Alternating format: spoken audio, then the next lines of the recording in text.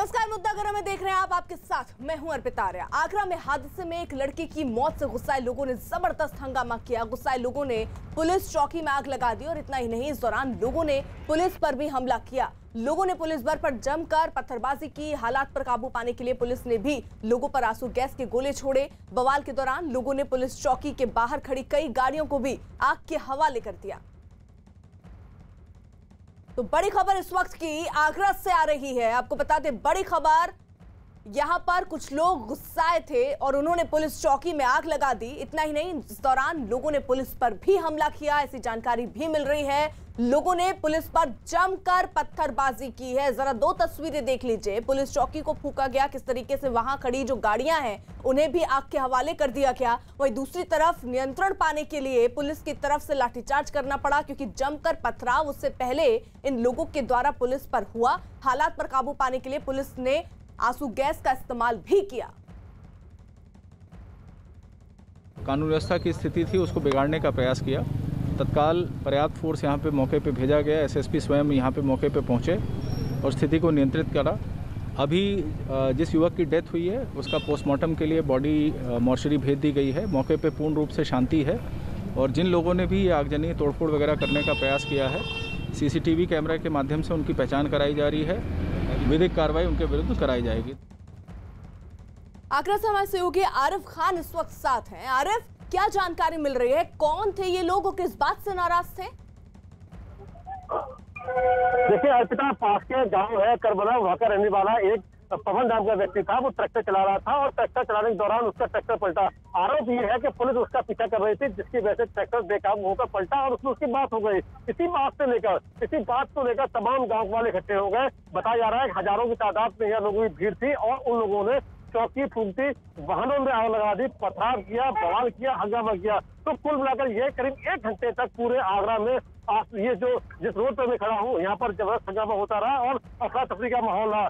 देखिए अर्पिता, सबसे खास बात यह है, जिस जगह घटना हुई है कुछ तस्वीरें हम आप दिखाने का प्रयास करेंगे। अभी हालात क्या है पहले आप ही जान लीजिए। देखिए ये सामने आप तस्वीरें देख रही हैं, ये वही पुलिस चौकी है जहाँ पर भीड़ ने हंगामा किया। साफ तौर पर कहा जाए कि भीड़ ने गुंडागर्दी की और अब सफाई अभियान चल रहा है। जो मलबा है उसको हटाने की कोशिश की जा रही है, लेकिन हालात अब थोड़े थोड़े सामान्य होते जा रहे हैं। दूसरी तरफ आप तस्वीरें देखिए अर्पिता, पुलिस बल तैनात है, पीएससी जवान यहाँ तैनात कर दिए गए। रोड थोड़ी देर पहले ये ब्लॉक था, रोड भी फूंक दिया गया है। तो कुल मिलाकर ये कि हालात सामान्य हो रहे हैं, लेकिन सबसे बड़ा सवाल खड़ा होता है कि आखिरकार इतनी बड़ी तादाद में लोग चौकी के आसपास क्यों जमा हुए? हजारों की तादाद में लोग जमा एक साथ नहीं हो सकते। बड़ी इसमें कोई ना कोई लीडरशिप रही होगी या बड़ी लापरवाही रही होगी अर्पिता। आरिफ, कोई जानकारी मिल रही है कि कुछ लोग गिरफ्तार किए हों या हिरासत में लिए गए हों, ताकि ये जांच हो पाए कि आखिरकार ये लोग कौन थे और क्या मंशा थी इनकी? देखिए अर्पिता, कुछ लोग जरूर हिरासत में लिए गए हैं या मौके पर पकड़े गए थे। पुलिस ने, क्योंकि जिस हिसाब से भीड़ यहाँ मौजूद थी, पुलिस यहाँ आई और पुलिस ने जबरदस्त तरीके से मोर्चा संभाला और भीड़ को काबू में किया। हालात ये हो गए थे कि पुलिस को आंसू गैस छोड़ने पड़े, तो पुलिस ने कुछ लोग जरूर हिरासत में लिए हैं। फिलहाल उनसे पूछताछ की जा रही है, आखिरकार ऐसे हालात पैदा क्यों हुए, क्यों इतना बेकाबू हो गए, ये पूछताछ की जा रही है। क्योंकि दो बात सामने आ रही है। देखिए पता, या तो इसमें बड़े लेवल पर लापरवाही रही है पुलिस की, या फिर कोई ऐसा लीडर रहा है जो इसने पूरी भीड़ को लीड किया और भीड़ को भड़काने का काम किया। तो ये दोनों जांच का सब्जेक्ट है, दोनों जांच की बात साफ हो पाएगा आखिरकार कहाँ लापरवाही हुई या लीडर कौन था। आरिफ, जल्दी से जरा तस्वीरें दिखा दीजिए और तस्वीरों के माध्यम से जरा हम ये देख लें कि वहाँ स्थिति जो है वो कंट्रोल में है। क्या प्रबंध पुलिस की तरफ से किए गए? तस्वीरों के माध्यम से दिखाइए। देखिए बिल्कुल स्थिति लगभग कंट्रोल में है, तस्वीरें देख सकती है। देखिए ये जो रोड है, तो 1-1.5-2 घंटे पहले यही तांडव हो रहा था, भीड़ जिस हिसाब से बेकाबू थी। यही वो जगह है, यहाँ पर तमाम तरह का पथराव हो रहा था, तोड़फोड़ की जा रही थी, आग जलाई जा रही थी। लेकिन जब पुलिस आई, पूरी भीड़ को हटा लिया गया। अब पूरी तरह से रोड चल रहा है, ट्रैफिक का जो ट्रैफिक जाम था वो सुचारू रूप से शुरू हो गया है। यानी कि देखिए दूसरी तस्वीर में आपको दिखा रहे हैं, ये जो रोड आप सामने देख रही है, जो सामने ये ट्रैफिक जा रहा है, ये ताजमहल के नजदीक है। ये रास्ता सीधे ताजमहल को जाता है। यानी कि आप सोच सकते हैं कि इस रोड पर सैकड़ों वाहन निकलते हैं और हजारों तादाद में लोग निकलते हैं और सीधे ताजमहल देखने जाते हैं और ये रोड के घंटे तक लोग रहा। तो निश्चित तौर पर आप सोचिए अर्पिता की हालत क्या रहे होंगे। ताजमहल जाने वालों को किसी दिक्कत नहीं होगी, क्योंकि साल का आज आखिरी दिन है और आखिरी दिन तमाम लोग ताजमहल यहाँ देखने आते हैं। तो यहाँ तांडव हुआ और हालांकि तांडव को कंट्रोल करने की बड़ी कोशिश की। ठीक है आरिफ, आप नजर बनाए रखिए, पल पल की अपडेट इस बारे में आपसे लेते रहेंगे। अब बात कर लेते हैं कोरोना की वैक्सीन पर, क्योंकि दुनिया की नजर, अपने देश की नजर इस पर है। लंबे इंतजार के बाद कोरोना की वैक्सीन लगभग तैयार है। पूरी दुनिया कोरोना वैक्सीन का इंतजार कर रही है और इसी बीच कोरोना की वैक्सीन पर देश में तरह तरह की अफवाहें फैलाई जा रही हैं। कुछ मुस्लिम संगठनों का तर्क है कि कोरोना वैक्सीन इस्लामिक उसूलों के खिलाफ है। इन्हीं अफवाहों पर आज प्रधानमंत्री नरेंद्र मोदी ने कड़ा प्रहार किया और लोगों से ऐसी अफवाहबाजों से सचेत रहने को कहा। प्रधानमंत्री नरेंद्र मोदी गुजरात के राजकोट में एम्स की आधारशिला रखने आए थे और इसी दौरान उन्होंने देश के लोगों से ऐसे अफवाहों पर ध्यान न देने को कहा। हमारे देश में अफवाहों का बाजार जरा तेज रहता है। भांति भांति के लोग अपने निजी स्वार्थ के लिए, कभी गैर जिम्मेदार व्यवहार के लिए भांति भांति अफवाहें फैलाते हैं। हो सकता है जब वैक्सीन का काम प्रारंभ हो तो भी अफवाहों का बाजार भी उतना ही तेज चलेगा। किसी को बुरा दिखाने के लिए सामान्य मानवी का कितना नुकसान हो रहा है, इसकी परवाह किए बिना न जाने अनगिनत काल्पनिक झूठ फैलाए जाएंगे। कुछ मात्रा में तो शुरू भी हो चुके हैं और भोले भाले गरीब लोग या कुछ बदइरादे से काम करने वाले लोग बड़े कन्विक्शन के साथ इसको फैलाते हैं। मेरा देशवासियों से आग्रह होगा कि कोरोना के खिलाफ एक अनजान दुश्मन के खिलाफ लड़ाई है। अफवाहों के बाजार गर्म न होने दें। हम भी सोशल मीडिया में कुछ भी देखा बिना फॉरवर्ड न करें। हम भी एक जिम्मेवार नागरिक के रूप में आने वाले दिनों में देश के अंदर स्वास्थ्य का जो अभियान चलेगा, हम सब अपनी तरफ से योगदान दें, हम सब अपनी तरफ से जिम्मेवारी उठाएं और जिन लोगों के लिए पहले ये बात पहुंचानी है उनमें हम पूरी मदद करें। जैसे ही वैक्सीन का मामला आगे बढ़ेगा, देशवासियों को समय पर उसकी सूचना मिलेगी। गुजरात के राजकोट में एम्स की आधारशिला रखने आए पीएम को अफवाहबाजों पर इसलिए चेतावनी देनी पड़ी क्योंकि कुछ दिन से देश में कोरोना वैक्सीन पर अफवाहों का बाजार गर्म है। कुछ मुस्लिम संगठनों का तर्क है कि कोरोना वैक्सीन इस्लामिक उसूलों के खिलाफ है। कोरोना वैक्सीन में इस्तेमाल चीजों पर उठ रहे विवादों के बीच रजा एकेडमिक ने WHO को एक खत लिखा और कोरोना का टीका बनाने में इस्तेमाल होने वाली चीजों का जो विस्तार है, विस्तार पूर्वक उसके बारे में जानना चाहा। मुंबई के इस संस्थान में दुनिया भर के तैयार कई कोरोना वैक्सीन में सुअर और गाय की चर्बी इस्तेमाल होने की खबरों के बाद ये मांग दरअसल उठाई गई है। एकेडमी की तरह से दलील दी गई कि लोगों का हक है, विश्व संस्था की ओर से इसकी जानकारी मिलनी चाहिए। आज जो WHO को रजा एकेडमी की तरफ से खत लिखा गया है, उसमें हमने ये सवाल किया है, हमारी मांग है कि जितनी कंपनी, कौन कौन सी ऐसी कंपनियां हैं कि जो कोरोना वैक्सीन बना रही हैं, नंबर 1, और नंबर 2 ये कि जो वो बना रही हैं तो उनके अज्जाए तरकीबी क्या हैं, किस चीज़ से वो बना रही हैं, उसकी फहरिस्त हमें मिले, उसके बारे में हमें जानकारी दी जाए ताकि उसके तहत जो है आगे हम मसला हल कर सकें। जो आप इख्तलाफ व इंतशार देख रहे हैं उसके ऊपर कोई नतीजा जो है हासिल किया जा सके। हाल ही में मुंबई में इस्लामिक संगठनों की एक बैठक हुई जिसमें ऑल इंडिया सुन्नी जमीयत उलेमा और रजा एकेडमी के लोग शामिल हुए। मुस्लिम संगठनों ने वैक्सीन को मुसलमानों के लिए हराम बता दिया। अब आपको बताते हैं कि आखिर रजा एकेडमी को कोरोना की बन रही वैक्सीन से क्या समस्या है। नहीं, देखिए, चाइना ने जो वैक्सीन बनाया है उसके अंदर सूअर के अज्जा का इस्तेमाल किया है। इसलिए हम लोगों ने कल उलमा की मीटिंग बुलाया और उसके अंदर उलमा ने, यहाँ शहर बम्बई के काजी मुफ्ती महमूद अख्तर साहब ने बताया कि सूअर जो है वो नजसुल ऐन है। उसका एक एक बाल, चाहे उसका चमड़ा हो, गोश्त हो, चर्बी हो, हड्डी हो, एक एक बाल जो है उसका नजस है। अगर उसका एक बाल भी कुएं में चला जाएगा तो पूरा कुआं नापाक हो जाएगा। चाइना के वैक्सीन, बाकी और वैक्सीन जिसके अंदर ये अज्जा शामिल नहीं है तो उसके लिए कोई ममानियत नहीं है। वही केंद्रीय मंत्री मुख्तार अब्बास नकवी ने मुस्लिम समुदाय को ऐसे लोगों से बचने को कहा। साथ ही दावा किया कि ऐसे लोग ही सबसे पहले वैक्सीन लगवाएंगे।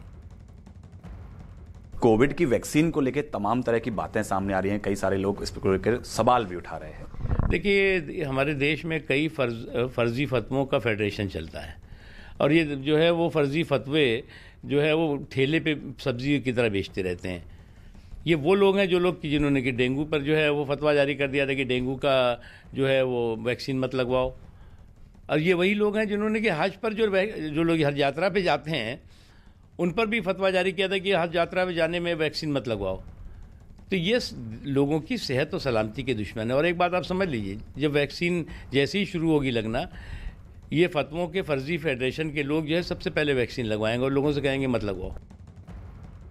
ऐसा नहीं है कि सभी मुस्लिम संगठन कोरोना वैक्सीन का विरोध कर रहे हैं। कुछ ऐसे भी हैं जिनका मानना यह है कि धार्मिक नियम कायदे जिंदगी बचाने के आड़े नहीं आने चाहिए। सुन्नी धर्मगुरु मौलाना सुफियान निजामी ने कोरोना वैक्सीन पर विवादों को गलत बताते हुए कहा कि इससे लोगों में भ्रम पैदा होता है और ऐसी अफवाहों से बचना चाहिए। देखिए, रज़ा अकेडमी हिंदुस्तान की एक बहुत बड़ी संस्था है और उसने हिंदुस्तान के अपलिफ्टमेंट के लिए और हिंदुस्तानी मुसलमानों की तरक्की के लिए बहुत से काम किए हैं। लेकिन कोरोना वैक्सीन के सिलसिले में जिस तरीके की बातें की जा रही हैं और जिस तरीके की गुफ्तगू की जा रही है, मैं उसके बिल्कुल पक्ष में नहीं हूँ, इसलिए कि कोरोना वैक्सीन को पब्लिक इशू बनाना ये कतई तौर पर मुनासिब बात नहीं है। वैक्सीन पर सवाल खड़े होने के बाद कांग्रेस ने वैक्सीन पर तरह तरह के विवादों को गैर जरूरी बताया। कांग्रेस नेता राशिद अल्वी ने कहा कि अगर दिक्कत है तो ऐसे लोग खुद वैक्सीन ना लगाएं। जो संगठन और जो लोग गाय और सुअर पर देश के अंदर फसाद कराते थे और राजनीति करते थे, आज वो सुअर और गाय के नाम पर इकट्ठा हो गए। वैक्सीन के अंदर चर्बी है कि नहीं है, कोई भी धर्म दवाइयों के इस्तेमाल करने से नहीं रोकता है। और जितनी दवाइयां बनती हैं ज्यादातर यूरोप और अमेरिका के अंदर बनती हैं, जहां ना सुअर से परहेज है और ना गाय से परहेज है। किस किस दवा का सर्टिफिकेट लेंगे? All India Muslim personal law board ने भी वैक्सीन को लेकर इस तरह के विवाद को गलत बताया है। हमारे साथ कमाल फारूकी साहब हैं। फारूकी साहब, अभी रज़ा अकेडमी जो कि मुंबई की एक संगठन है, उसने राज्य सरकार से भी बात की है और साथ ही साथ उन्होंने अंतर्राष्ट्रीय स्तर पर भी लेटर लिखा है जिसमें ये कहा है कि अगर इसमें कुछ ऐसी मिलावट है जो धार्मिक भावना को भड़काती है तो उसको देखना होगा। कोरोना वैक्सीन को जो भी लोग बना रहे हैं वो जाहिर करें कि उसमें क्या मिला है। क्या कहेंगे? मेरे ख्याल से रज़ा अकेडमी को इन्फॉर्मेशन पूरी नहीं है, उनको शायद ये पता नहीं है कि जो भी वैक्सीन निकलती है या जो भी दवा होती है उसके ऊपर पूरा उसका फार्मूला लिखा हुआ होता है, उसके अंदर क्या क्या लगा हुआ है, क्या क्या चीज़ बनी है, क्या नहीं चाहिए। ये कम इल्मी की वजह से आप पूरे इस्लाम को बदनाम करते हैं, ये बहुत ही गलत बात है कि आप हर चीज़ के अंदर दखील हो जाते हैं। आपको ये पता होना चाहिए कि कितना बड़ा काम मुसलमानों ने किया है। जो फाइज़र की इतनी बड़ी जो वैक्सीन निकली है वो दोनों मुसलमान हैं। प्रधानमंत्री नरेंद्र मोदी ने गुजरात के राजकोट में एम्स की आधारशिला रखी। पीएम मोदी ने वीडियो कॉन्फ्रेंसिंग के जरिए इस कार्यक्रम में वो शामिल हुए। इस दौरान पीएम ने देश को कोरोना वैक्सीन पर उम्मीद भी दी। पीएम ने भरोसा जताया कि देश में जल्द ही कोरोना वैक्सीन को मंजूरी मिलेगी। इस दौरान पीएम ने सेहतमंद भारत के लिए नया मंत्र दिया। पीएम ने कहा कि अब नए माहौल में दवाइयां भी और कड़ाइयां भी जरूरी है। राजकोट के मेरे प्यारे भाइयों बहनों, गुजरात के मेरे प्यारे भाइयों बहनों, ये बात न भूलें कि कोरोना संक्रमण घट जरूर रहा है, लेकिन ये ऐसा वायरस है जो तेजी से फिर चपेट में ले लेता है। इसलिए 2 गज की दूरी, मास्क और सैनिटेशन के मामले में ढील बिल्कुल नहीं देनी है। नया साल हम सभी के लिए बहुत खुशियां लेकर के आए। आपके लिए और देश के लिए नया साल मंगल हो। लेकिन मैं ये भी कहूंगा, मैं पहले कहता था जब तक दवाई नहीं तब तक ढिलाई नहीं, बार बार कहता था। अब दवाई सामने दिख रही है, कुछ ही समय का सवाल है, तो भी मैं कहूंगा पहले मैं कहता था दवाई नहीं तो ढिलाई नहीं, लेकिन अब मैं फिर से कह रहा हूं दवाई भी और कड़ाई भी। कड़ाई भी बरतनी है और दवाई भी लेनी है। दवाई आ गई तो सब छूट मिल गई, ये भ्रम में मत रहना। दुनिया यही कहती है, वैज्ञानिक यही कहते हैं, और इसलिए अब मंत्र रहेगा हमारा 2021 का, दवाई भी और कड़ाई भी। पीएम ने उम्मीद जताई कि देश में जल्द ही दुनिया का सबसे बड़ा टीकाकरण अभियान चलाया जाएगा। भारत ने एकजुटता के साथ जिस प्रकार समय पर प्रभावी कदम उठाए, उसी का परिणाम है कि आज हम बहुत बेहतर स्थिति में हैं। जिस देश में 130 करोड़ से ज्यादा लोग हों, घनी आबादी हो, वहां करीब करीब 1 करोड़ लोग इस बीमारी से लड़कर जीत चुके हैं। कोरोना से पीड़ित साथियों को बचाने का भारत का रिकॉर्ड दुनिया से बहुत बेहतर रहा है।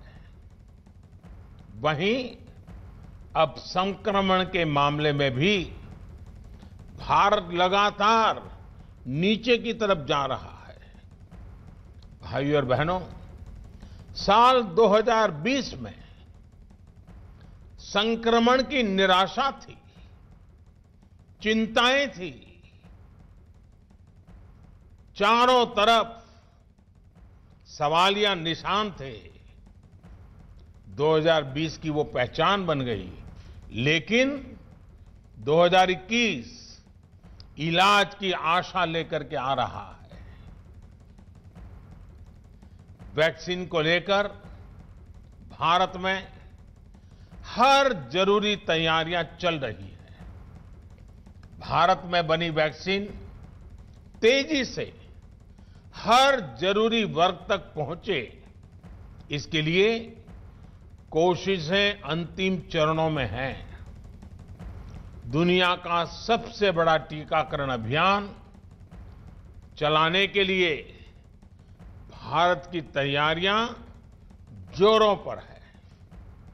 मुझे विश्वास है कि जिस तरह बीते साल संक्रमण से रोकने के लिए हमने एकजुट होकर प्रयास किए, उसी तरह टीकाकरण को सफल बनाने के लिए भी पूरा भारत एकजुटता से आगे बढ़ेगा। साथियों, गुजरात में भी संक्रमण को रोकने के लिए और अब टीकाकरण के लिए तैयारियों को लेकर प्रशंसनीय काम हुआ है। उधर देखिए, 4 राज्यों में कोरोना के टीकाकरण का ड्राई रन करने के बाद अब केंद्र सरकार पूरे देश में टीकाकरण का ड्राई रन करने जा रही है। पूरे देश में 2 जनवरी से टीकाकरण का ड्राई रन शुरू होगा और सभी राज्यों को टीकाकरण के लिए तैयार रहने के निर्देश भी दे दिए गए हैं। स्वास्थ्य सचिव ने सभी राज्यों के साथ उच्च स्तरीय बैठक की। खास बात यह कि 83 करोड़ सिरिंज का ऑर्डर भी केंद्र की ओर से किया गया है। हमारे साथ में आईसीएमआर के पूर्व महानिदेशक एनके गांगुली हैं। सर, ब्रिटेन में अप्रूवल तो मिल चुकी है वैक्सीन को लेकर, भारत में किस तरीके की उम्मीद है, क्योंकि 1 जनवरी को बैठक होनी है इस पूरे मुद्दे को लेकर?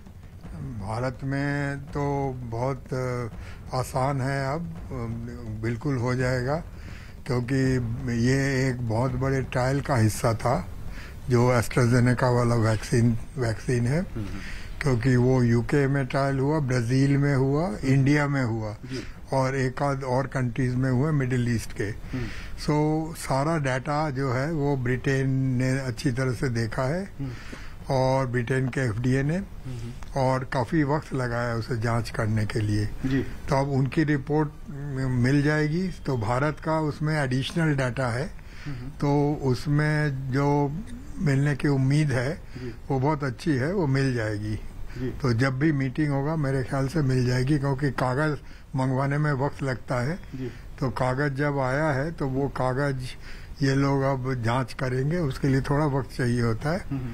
तो जैसे मीटिंग होगी मुझे लगता है कि इसकी मंजूरी मिल जाएगी।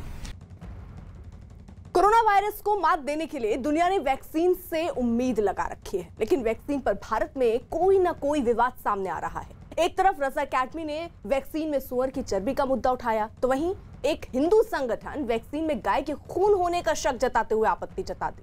सवाल ये कि जिस वैक्सीन से लाखों करोड़ों लोगों की जान बचनी है, उस पर यह धर्म संकट आखिरकार क्यों? कोरोना वैक्सीन पर नया विवाद। स्वामी चक्रपाणी ने राष्ट्रपति को भेजा ज्ञापन। स्वामी चक्रपाणी ने कंपनियों से मांगी सफाई। वैक्सीन में गाय के खून के इस्तेमाल का जताया शक। दुनिया को हिलाकर रख देने वाले कोरोना वायरस को मात देने के लिए जिन वैक्सीन का इंतजार दुनिया कर रही है, बात बात पर विवाद ढूंढने वालों ने अब उसे भी नहीं छोड़ा। कोरोना वैक्सीन पर नया विवाद खड़ा करने वाले इस चेहरे का नाम है स्वामी चक्रपाणी, अखिल भारत हिंदू महासभा के अध्यक्ष। चक्रपाणी को शक है कि वैक्सीन में गाय के खून का इस्तेमाल किया गया है। उन्हें खुद ही इस शक का आधार पता नहीं है। देखिए, अभी जिस प्रकार से मुझे सुनने में आया है और खबरें आ रही हैं कि जो अमेरिका में वैक्सीन कोरोना के बन रहे हैं और दवा बन रहे हैं, उसमें गाय के खून की प्रयोग किए गए और गाय के खून का इस्तेमाल किया गया, कुछ चर्बी के भी आ रहा है। यानी अभी चक्रपाणी सुनी सुनाई बातों पर ही एक विवाद खड़ा करने की कोशिश कर रहे हैं। वैक्सीन को लेकर सुनी सुनाई बातों के आधार पर ही स्वामी चक्रपाणी ने राष्ट्रपति रामनाथ कोविंद को एक ज्ञापन भेज दिया है। इस ज्ञापन के जरिए चक्रपाणी ने वैक्सीन बनाने वाली कंपनियों से ये बताने की मांग की है कि कोरोना को हराने वाला टीका बनाने में उन्होंने किन चीजों का इस्तेमाल किया। सवाल इस बात का है कि देखिए, हमारा ये फंडामेंटल राइट है, हमारा संवैधानिक राइट है। संविधान के अनुच्छेद 25 कह रहा है कि कोई भी किसी भी तरीके किसी की धार्मिक भावना को आहत नहीं की जाएगी। तो मैं उसी के निमित्त हमने महामहिम राष्ट्रपति जी को पत्र भेजा है कि कोई भी कोरोना के दवा या वैक्सीन अगर जो आता है भारत में, तो कृपया उसका स्पष्टीकरण सरकार भी करे और कंपनियाँ भी करें कि आखिर उसमें उसके बनाए जाने वाले पदार्थ उसमें क्या क्या इस्तेमाल किए गए हैं और कैसे बने हैं। कहीं चक्रपाणी अपनी दलील में धार्मिक भावनाओं और मौलिक अधिकार की दुहाई दे रहे हैं। सवाल तो ये भी है कि जो मांसाहारी नहीं है, क्या वो भी किसी तरह के जानवर की चर्बी और खून को लेकर वैक्सीन के बहिष्कार की बात शुरू कर दें? चक्रपाणी और उन जैसे लोगों की आपत्ति को क्या इंसान को बचाने की वैज्ञानिक मुहिम से ऊपर रखा जाना चाहिए? क्या दुनिया भर में लाखों लोगों की मौत के बाद जीवन देने वाली वैक्सीन बनाने की कोशिश ही बंद कर देनी चाहिए? स्वामी चक्रपाणी अपनी दलील के पक्ष में धर्म के बाद इतिहास की भी दुहाई देते नजर आए और इसे सनातन धर्म के खिलाफ अंतर्राष्ट्रीय साजिश से जोड़ दिया। जैसे 1857 में आपको पता होगा कि मंगल पांडे ने वो गाय की चर्बी चूँकि लगाया जाता था कारतूस में, उसको दांत से तोड़ा जाता था, तो उन्होंने अपनी जान दे दी, अपनी कुर्बानी दे दी, अपनी शहीद हो गए देश के लिए, लेकिन धर्म से समझौता नहीं किया। और अंग्रेजों की तो एक अंतर्राष्ट्रीय साजिश शुरू से चली जा रही है कि कैसे हिंदू सनातन धर्मियों को प्रभावित किया जाए, उनके धर्म नष्ट भट किया। तो कहीं एक शंका है मेरी कि कहीं ऐसा तो नहीं कि उसमें कोई चाल हो। देश ही नहीं, पूरी दुनिया कोरोना से जंग में वैक्सीनेशन प्रोग्राम शुरू होने का इंतजार कर रही है, लेकिन उम्मीदों से भरी वैक्सीन की धमक तेज होते ही अलग तरह की बहस छिड़ गई है। वैक्सीन धर्म के हिसाब से ठीक है या नहीं? इस बहस की शुरुआत इस्लामिक कट्टरपंथियों ने की। इस्लामिक कट्टरपंथियों ने कोरोना वैक्सीन में सुअर की चर्बी की बात कहकर विवाद को हवा दी। इस विवाद की शुरुआत वैक्सीन और पोर्क जिलेटिन को लेकर इंडोनेशिया के मुस्लिम समुदाय के बीच ये बात तेजी से फैली कि वैक्सीन में सुअर का मांस इस्तेमाल हुआ है और ये हराम है।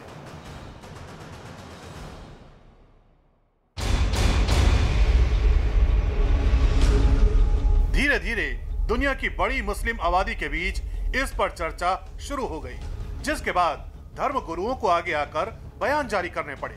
इस्लामिक धर्म गुरुओं के बीच इस बात को लेकर असमंजस है कि सुअर के मांस का इस्तेमाल कर बनाए गए टीके इस्लामिक कानून के तहत जायज हैं या नहीं। इंडोनेशिया से शुरू हुई बहस भारत भी पहुंची और भारत में भी कुछ गुटों ने मजहब की आड़ में वैक्सीन पर विवाद शुरू कर दिया। मुंबई की रजा अकादमी के मौलाना सईद नूरी ने फतवा जारी कर दिया है। मौलाना सईद नूरी ने कहा कि पहले वे चेक करेंगे कि वैक्सीन हलाल है या नहीं। उनकी मंजूरी के बाद ही मुसलमान इस दवा को लगवाने के लिए आगे आए। नूरी के फतवे के बाद तो उलेमा और मौलानाओं के बयानों की होड़ ही लग गई। अगर कोई तहकीकी रिपोर्ट आती है और डॉक्टर्स या तहकीकाती इदारे से ताल्लुक़ रखने वाले स्कॉलर्स इस बात की तस्दीक करते हैं कि इसमें खंजीर की चर्बी मिलाई गई है या किसी भी तरीके से नाजायज़ चीज़ की आमेजिश है, तो ये ज़रूर नाजायज़ करार दी जाएगी और इसका इस्तेमाल जो है वो नाजायज़ होगा। हालांकि इस्लाम के सभी जानकार इस तरह के नजरिए से सहमत नहीं। जमीयत उलेमा हिंद ने ऐसी चर्चाओं को अफवाह बताया और वैक्सीन को वक्त की जरूरत। और भरपूर जो जंग लड़ी गई है साथ में मिलजुल करके लड़ी गई है। हर तरह का हम लोगों को कोऑपरेट दिया। मसाजिद बंद करने की बात आई तो 4-6 महीने तक मस्जिदें बंद रही, 6-7 महीने तक के। ठीक है, जितने मसले जो गाइडलाइन की थी उसकी पाबंदी हम लोगों ने की, सबने करवाई है लग करके। अब रहा ये कि वैक्सीन का जहाँ तक ताल्लुक है तो वही गवर्नमेंट ये वैक्सीन पिला रही है, तो ऐसा क्यों करेगी गवर्नमेंट? यार गवर्नमेंट को वो वैक्सीन सभी के लिए इस्तेमाल होना है, हिंदू मुस्लिम सिख ईसाई सब इस्तेमाल करेंगे।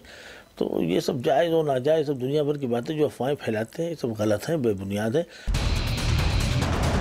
ऐसे विवाद शुरू हुआ तो इस पर सियासी बयानबाजी भी शुरू हो गई।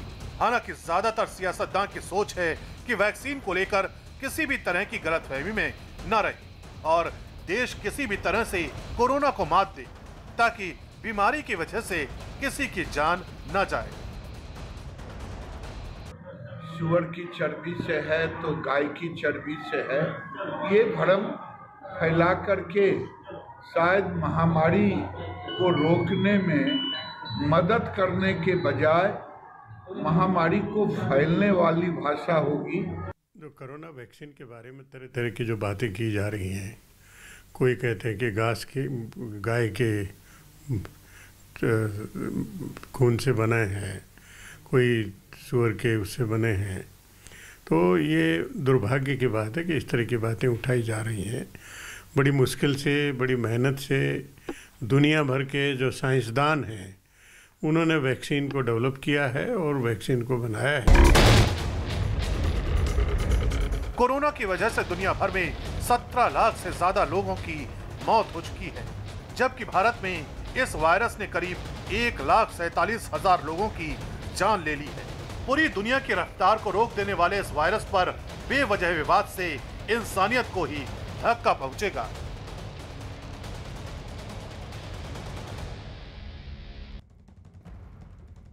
साल 2020 का आज आखिरी दिन है। ये पूरा साल कोरोना महामारी की भेंट चढ़ गया। दुनिया के कई देशों और भारत के अलग अलग राज्यों में कई सारी पाबंदियों के बीच नए साल का स्वागत करना होगा। केंद्रीय स्वास्थ्य मंत्रालय ने सभी राज्यों को नए साल के जश्न के लिए होने वाली आयोजन पर कड़ी निगरानी रखने का निर्देश दिया और ऐसे में दिल्ली में 2 दिन का नाइट कर्फ्यू रहेगा। मुंबई में भी नए साल के जश्न पर 5 से ज्यादा लोग इकट्ठा नहीं हो सकेंगे। मध्य प्रदेश के शहरों में भी सख्ती बरती जा रही है। ग्वालियर में नियम तोड़ने पर कार्रवाई की जाएगी। इसके अलावा गोवा और दूसरे राज्यों में भी नए साल पर सख्ती बरती जा रही है।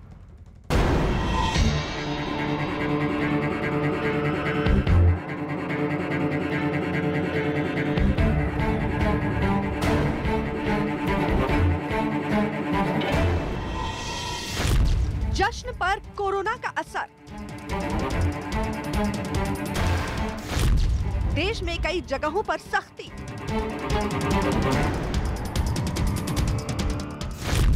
कई जगह नाइट कर्फ्यू लगे। कोरोना ने डाला रंग में भंग।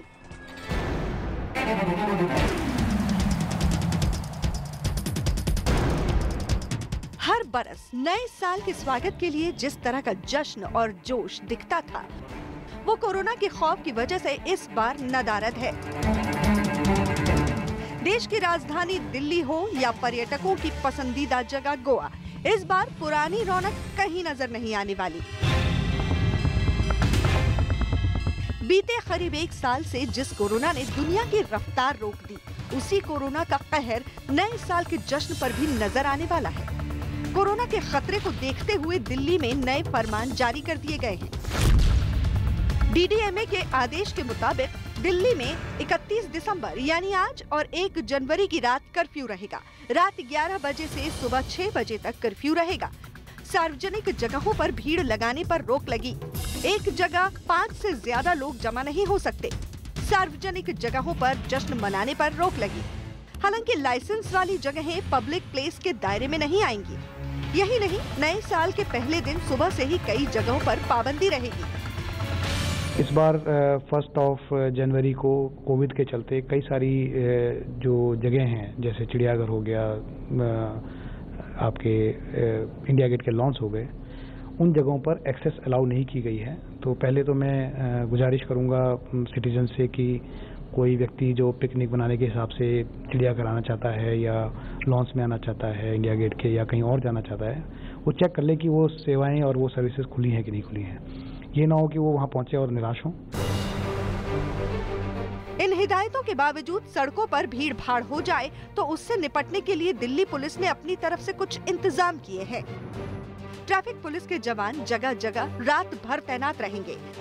कनॉट प्लेस में रात 8 बजे के बाद जश्न पर रोक लगाई गई है। रात 8 बजे के बाद कनॉट प्लेस में वाहन ले जाने पर भी रोक। स्पेशल पास वालों को ही कनॉट प्लेस जाने की छूट मिलेगी। रेस्टोरेंट में बुकिंग कराने वालों को पास लेने होंगे।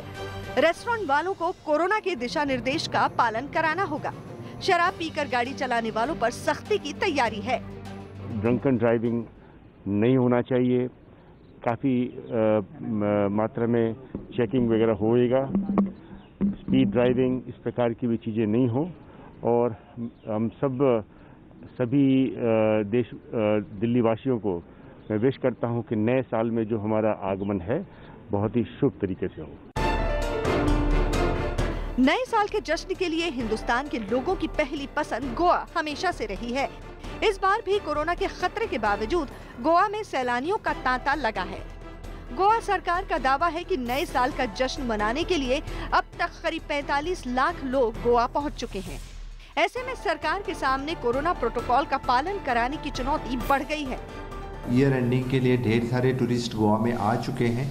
इंडियन टूरिस्ट गोवा में बहुत ज़्यादा है। मुझे लगता है approximately more than 40 to 50 lakhs tourist in the state at present. तो फिर इसमें हम कंटिन्यूसली हमारा tourism department, police department, traffic departments सभी सोशल डिस्टेंसिंग, मास्क, सैनिटाइजर्स इसका प्रचार और प्रसार कर रहे हैं, यानी कि कोरोना का फैलाव न हो जाए, इसके लिए पूरी कोशिश हमारे डिपार्टमेंट से जारी है। मुंबई भी नए साल का स्वागत करने के लिए बंदिशों के बीच तैयार है। हाल ये है कि हिंदी फिल्म उद्योग की कुछ हस्तियां एक दिन पहले ही फैशन डिजाइनर मनीष मल्होत्रा के घर पहुंचते नजर आए। इनमें कार्तिक आर्यन, जानवी कपूर, वाणी कपूर जैसी हस्तियां भी थी। जब हस्तियों पर नए साल की खुमारी छा रही है तो आम लोगों को घरों में बंद रखना मुश्किल साबित हो सकता है। यही सोचकर महाराष्ट्र सरकार ने भी मुंबई में नए साल के जश्न मनाने पर कुछ गाइडलाइंस जारी की हैं। मसलन मुंबई में नए साल के आयोजन रात 11 बजे हो जाएंगे खत्म। बोट और टेरेस पार्टियों को रद्द करने के आदेश। गेटवे ऑफ इंडिया और मरीन ड्राइव पहुंचना होगा मुश्किल। 4 से ज्यादा लोग इकट्ठे नहीं हो पाएंगे। सोशल डिस्टेंसिंग और मास्क पहनना जरूरी होगा। ड्रोन से होगी पर्यटक स्थलों की निगरानी। लेकिन इस साल की परिस्थिति कोरोना के कारण, जो संक्रमण कोरोना का है उसके कारण थोड़ा अपने को इस साल का सेलिब्रेशन थोड़ा कंट्रोल में रखना पड़ेगा। उसके लिए महाराष्ट्र में सभी रेस्टोरेंट्स है, सभी बार है, पब्स है, जो भी एस्टेब्लिशमेंट है वो 11 के बाद में बंद रहेगी। 11 के बाद किसको बाहर में जाना है, किसी दोस्त के यहाँ जाना है या कुछ मेडिसिन खरीदने जाना है और कुछ चीज़ लेने जाना है, घर के बाहर जा सकता है। जहां पर नए साल के मौके पर हर साल जबरदस्त आतिशबाजी देखने को मिलती है, जबरदस्त सेलिब्रेशन देखने को मिलता है। लेकिन इस बार जो है सरकार ने कोविड का हवाला देते हुए नाइट कर्फ्यू लगाया है और साथ ही साथ नाइट कर्फ्यू के चलते एक जगह पर 4 से ज्यादा लोग इकट्ठा नहीं हो सकते हैं। यानी साफ तौर पर है कि जिस तरह का सन्नाटा लगभग अभी दिख रहा है, उसी तरह का सन्नाटा 31 दिसंबर की रात को जब नया साल जो है, नए साल का आगमन होगा, उस दौरान भी देखने को मिलेगा। छत्तीसगढ़ की राजधानी रायपुर में भी नए साल के जोश में होश खोना महंगा पड़ सकता है। रायपुर में पुलिस का कड़ा पहरा है। Police disco, pub, hotel, farmhouse और दूसरी जगह पर होने वाली पार्टियों पर नजर रखे हुए है। पुलिस के मुताबिक नए साल के जश्न के दौरान सड़क पर हुड़दंगियों और नियम तोड़ने वालों को नए साल का पहला दिन हवालात में बिताना पड़ सकता है। ऐसे लोगों पर लगाम कसने के लिए पुलिस ने खास अभियान चला रखा है। अभी आने वाला साल है न्यू ईयर, इसके मद्देनजर सुरक्षा व्यवस्था के लिए, लोगों की सुरक्षा के लिए ये चेकिंग चल रही है ताकि कोई गलत काम न हो सके और किसी प्रकार का कोई अप्रिय वारदात घटित न हो सके। तो ये कब तक चलेगी? ये अभी पूरा जब तक नया साल नहीं आ जाता, नया साल नहीं मना लेते हैं लोग, तब तक ये चलेगी। दिल्ली से सटे नोएडा में भी पुलिस ने नए साल को लेकर एडवाइजरी जारी की है। उसके मुताबिक नए साल के जश्न पर कोई भी पार्टी आयोजित करने से पहले पुलिस से इजाजत लेनी जरूरी होगी। नोएडा पुलिस के मुताबिक जो भी इन नियमों का उल्लंघन करेगा उसके खिलाफ सख्त कार्रवाई की जाएगी। लोग प्रयास करें, कोविड का खतरा क्योंकि अभी टला नहीं है, तो यथासंभव प्रयास करें कि नववर्ष का जो सेलिब्रेशन है वो अपने घर में अपने परिवार के साथ मनाएं। जो लोग सार्वजनिक स्थान पर या होटल्स में या और सार्वजनिक जगहों पर किसी कार्यक्रम का आयोजन कर रहे हैं, उनके लिए स्पष्ट निर्देश है कि किसी भी तरह की गैदरिंग या किसी भी तरह के आयोजन के लिए पहले प्रशासन से उनको अनुमति लेनी होगी। गौतम बुद्ध नगर कमिश्नरेट में जोनल डीसीपीज को उसके लिए अधिकृत किया गया है। वाराणसी में भी पुलिस और जिला प्रशासन ने जश्न की छूट दी है, लेकिन नियम कायदों के साथ। हालांकि नए साल पर पर्यटकों और जिले में सुरक्षा के लिहाज से धारा 144 लगी हुई है। गंगा में नाव के संचालन पर समय की पाबंदी लगी है, तो 1 जनवरी से 28 फरवरी 2021 तक गंगा तट की रेत पर जाने की अनुमति शाम 4:30 बजे तक की है। पुलिस के मुताबिक नियम तोड़ने वालों के खिलाफ सख्त कार्रवाई की जाएगी। हर जगह चौराहों पर लोग अगर कोई हुड़दंग करेगा तो उसके लिए हमने भी तैयारी करी है। जो भी मौका है उसको शालीनता से और किसी भी नियम का उल्लंघन किए बगैर मनाया जाए। ना ही किसी प्रकार की रैश ड्राइविंग की जाए, ना किसी प्रकार के ट्रैफिक के नियम का उल्लंघन किया जाए, ट्रिपल राइडिंग ना की जाए, हेलमेट पहना जाए, मास्क लगाया जाए, सोशल डिस्टेंसिंग का पालन किया जाए।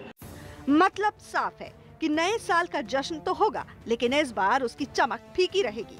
मगर ये जरूरी भी है, क्योंकि जब तक कोरोना का कोई पुख्ता इलाज या वैक्सीन नहीं आ जाती, तब तक एहतियात बरतना जरूरी है, क्योंकि जान है तो जहान है।